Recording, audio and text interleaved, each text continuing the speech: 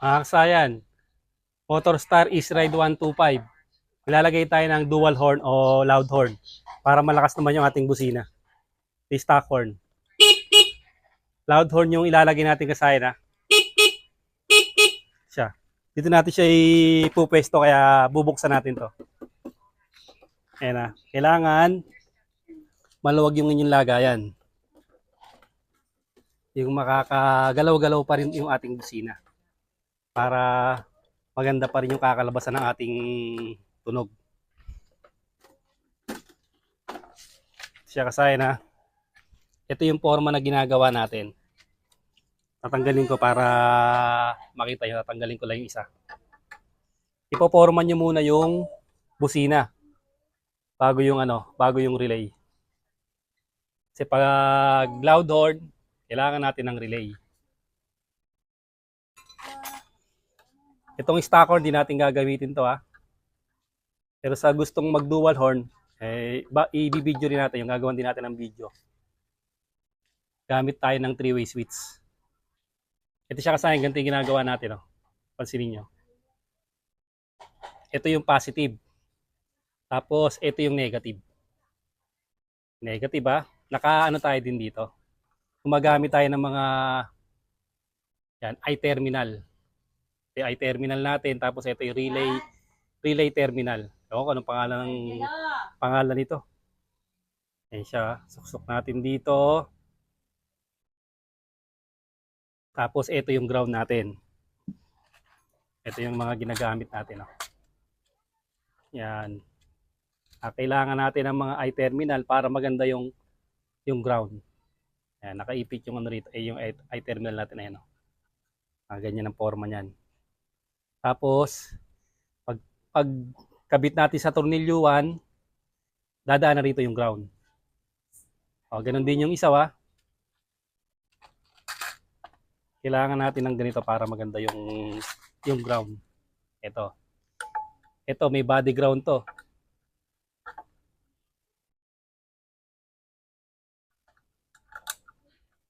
Pwede siyang i-test light.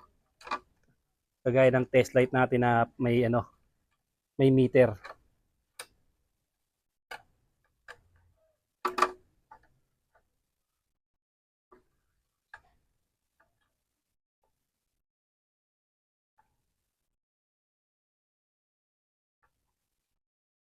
Kailangan siya hindi siya babangga. Magpe-play pa rin siya para maganda yung tunog.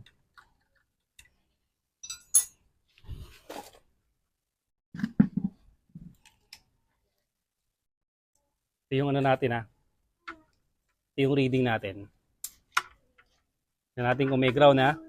Pansinin nyo, dito na tayo kukuha sa malapit. Ito yung ground natin. Tapos lagay natin sa positive. 12.3, 12.4. Tapos, ibig sabihin, tumawid na yung ground dito ha. Ayan o. Tumawid na rito yung ground. O, lipat naman tayo sa kabila. Sa kabila ng pinaglagay natin ng ground. Ito, ganun din ha. Ganun din nilagay natin dito. Lagay natin sa positive. 12.4. Ayan ha. Okay, yung ground natin ha. Huwag ka lumabas. Okay. Ibig sabihin, pares na siyang may ground. Pag ito na supply ng positive, ibig sabihin, tutunog na kagad siya. Kasi mayroon na siyang ground, naka-body ground siya. Hindi na tayo magpapatakbo sa battery. Hindi na tayo magpapatakbo yan sa battery. Dito na lang sa body ground lang. Kailangan lang, kung yung reading sa body ground at yung reading ng battery, parehas. Tulad nito.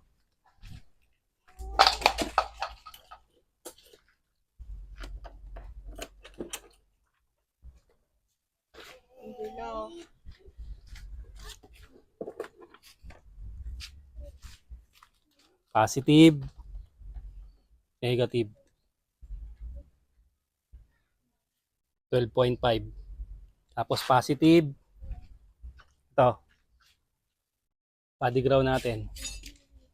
12.5. Ayan, 12.5. Sa kabilang ground, ayan, 12.5.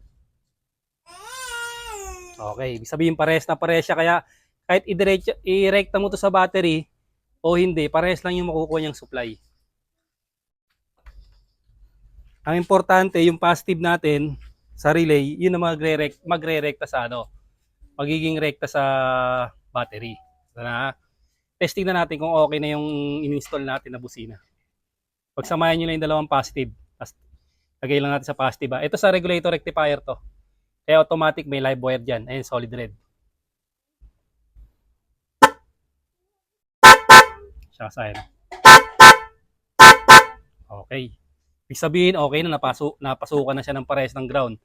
Kasi pag isa lang ang gagana dyan, pandisa lang kakalabasan yan. Pandisa lang tunog pag isa lang gumagana. Ba, nakikialam pa si Goku ah. Ayan, dalawa. Okay. Tsaka natin kasi ipoporma yung ano, yung relay. Dito ay pwede tayong gumamit ng kahit anong relay ah. Transparent relay, ito. Kahit anong relay dito. Kahit local o original, pwede. Sa horn relay. Pwede yung maliit, electronic relay, at pwede yung transparent relay. Ito ang gagamitin natin dito. Dito natin ito ipopwesto ha.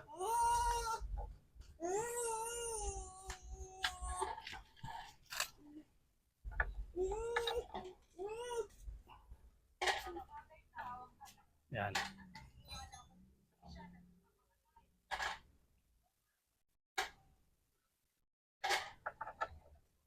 Tapos mo konti, baka tama yung cellphone.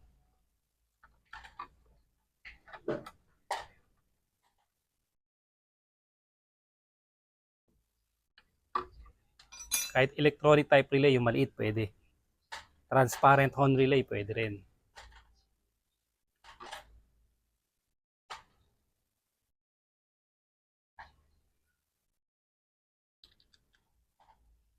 Ito, huwagan nyo lang ng konti kasi mas maliit ang butas nito eh. Kaya kailangan medyo lakihan nyo lang siya ng konti. Kaya medyo mahigpit ito. Papaluwagin nyo lang siya ng konti ha. Kahit yung horn relay, ganun din. Paluwagin nyo lang konti para pumasya sa 10mm na bolt. Tutok mo dito sa may ano.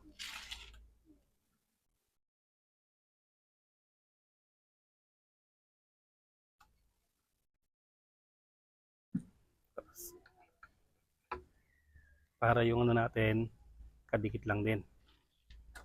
Malapit lang yung pagpupunta ng ano, ng wire. Ay. Hindi pa pala nakakabit. Ano na? Nahubot. Ayan siya.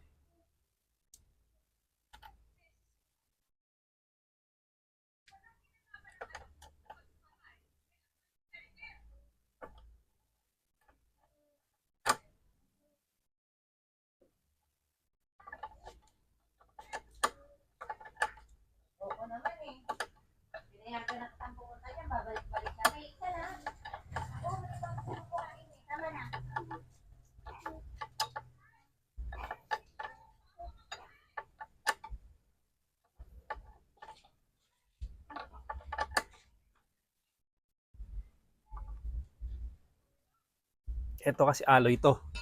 Kaya maganda yung kinukuha na niya ng ano, ng ground. Siya. Testing uli natin.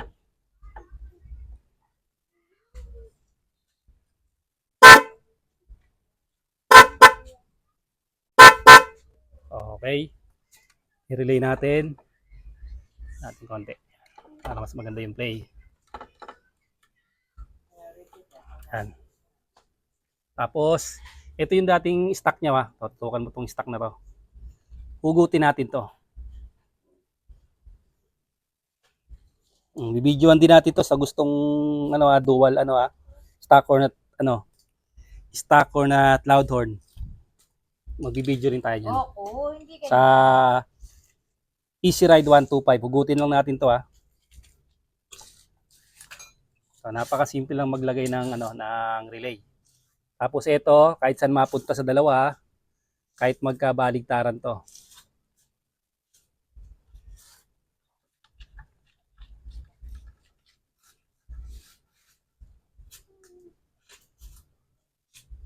Tapos kung meron na kayong passing light, excuse, kahit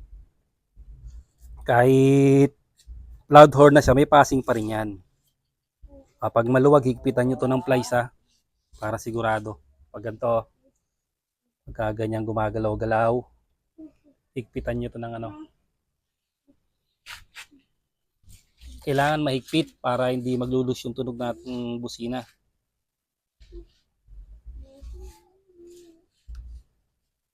Yan. Tapos pagka nagano tayo, dapat tutunog siya ha. Buksan natin.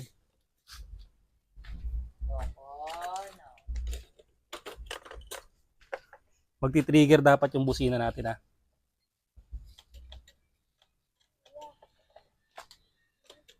Dito, lapit po konti rito. Yan. Nagti-trigger na yung ating yung ating relay. Okay na, pumasok na dyan yung relay. Ngayon itong dalawa na to, pagsasamahin natin to, ilalagay natin sa 87. Sa 87 ng relay yung dalawang positive ng busina. Yung negative ng busina, naka-body ground lang siya ha. Sa mismong body ground ng busina, siya nakalagay. Yung pinakita ko sa inyo. Tapos ito, sa 87 to ilalagay ha. Ito. Magduduktong pa tayo ng ng wire. Ito yung isa na to ha. Yan dito. Tapos itong isa naman lalagay natin doon sa number 30 sa dulo. Yan. Ito yung duduktungan natin. Duduktungan natin sa sa papuntang battery. Ito yung lalagyan natin to ng fuse ha. Ito na. So yung fuse, ang gagamitin natin 10 or 15 amperes. 10 or 15 yung gagamitin natin dito ha. Bali maglalagay muna kami nito. Tapos pala ang gagamitin nyo palang wire, automotive wire para sigurado ha. Gauge 18 pwede na to. Magsiset muna kami ng relay terminal isa sa 30 at 87. Ito na siya kasi nakaduktong na tayo ng dalawang I-terminal. Kasi yung dalawang sa busina, may I-terminal siya na ganito. Susuksok lang natin kahit magkabaliktaran sa 85, 86.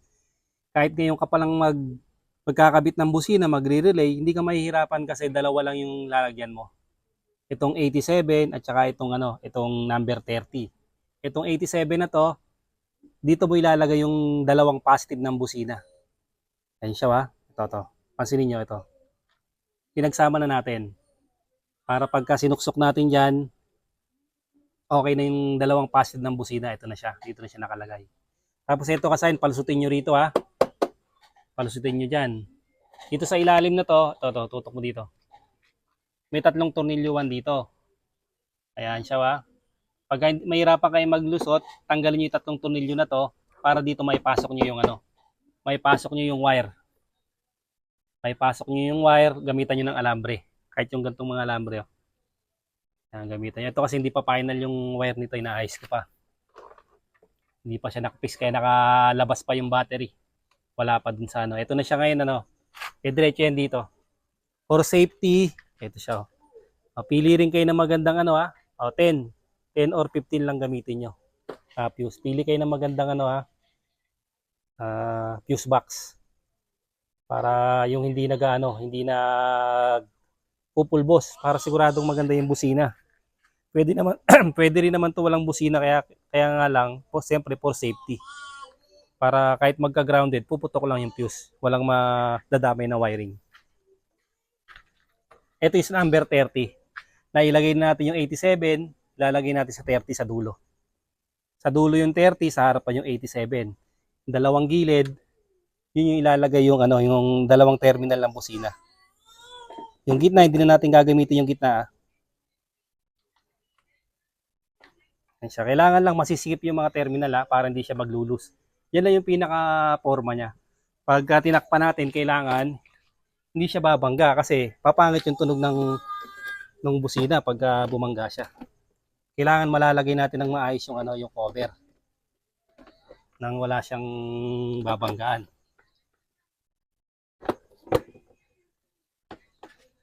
Ayan siya. Tapos, testing na natin. Ito yung busina natin. Ayan siya. Tapos, pag may passing kayo, automatic magpa-passing na rin siya. Pag may passing light yung nyo. Pag may passing light yung inyong ilaw, automatic sasabay na sa passing. Ganun lang kasaya yung pwesto 1, ay yung pwesto 1 natin para wala siyang para walang babanggaan. Masasarado nyo pa rin ng maayos. Ganun lang kasaya yung paglalagay, gamitan nyo ng i-terminal. Para kung masira man yung busina, kasi yung busina natin lang to, low budget lang to. Nabili lang natin sa halagang mas mura kay Shopee, 130. Dating 100 lang to, ngayon 130 na. Dati pag mag-order ka, unang order mo 100 siya.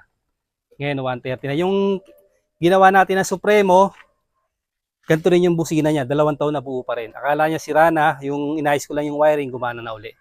Ganun lang kasi yung paglalagay ng busina, kahit bago ka, malalagyan mo yung busina mo kasi madali lang na mag-relay. Dalawa na lang yung lalagyan mo ng relay kasi doon naman gagaling sa sa terminal ng ng busina. Rin natin yan, three-way switch, stock horn, tsaka dual horn. Kasi ito, sunod natin na video dyan. All eye, dito natin ilalagay kasi wala siyang mapwestuhan pinoporma ko na dyan. Yung nag-aabang sa sa 1 liter, wala pa kasing brake to, mahina pa yung preno. Kaya hindi pa natin na yung 1 liter kung ilang kilometro yung aabuti ng nito ng 1 liter. Wala pang preno, naghahanap pa tayo ng nito ng pang disc brake para ma-road test natin. Hanggang dito lang mga kasayan, salamat sa panunod.